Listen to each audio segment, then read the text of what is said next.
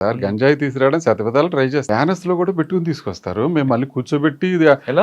Anus లో కూడా పెట్టుకుని తీసుకొస్తాం. యానస్ లో కూడా పెట్టి దాన్ని ఎలా చెక్ చేస్తారు? దాన్ని ఒక కర్టన్ వెనకాలకి తీసుకెళ్లి ఆయన కూర్చోబెట్టి బయట తీస్తారు. యానస్ లో ఒక ప్యాకెట్ లో పెట్టుకుని దారం బయట పెట్టుకుంటాడు. ఆ దారం పెట్టుకుని లాగితే అది బయటకు వచ్చింది. అటువంటి సంఘటన ఎదురయ్యా మీకు?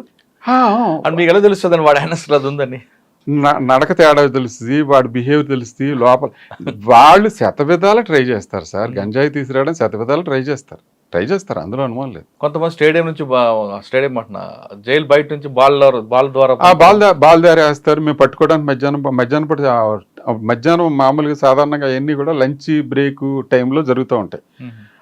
అవన్నీ సీసీటీవీ కెమెరాలు లేనప్పుడు జరిగేయేమో, కానీ తర్వాత సరే సీసీటీవీలు కూడా పెట్టేసిన తర్వాత మళ్ళీ ఒకవేళ ఎవరైనా మేము వెళ్ళినా కానీ మేము సీసీటీవీ సర్వేలెన్స్ చూసి చెక్ చేస్తాం అనమాట. ఆ తర్వాత ఆ కార్నర్లో వాళ్ళకి పోస్టింగ్ వాళ్ళకి చెప్తాం మేము లంచ్కి వెళ్తున్నాం జాగ్రత్త.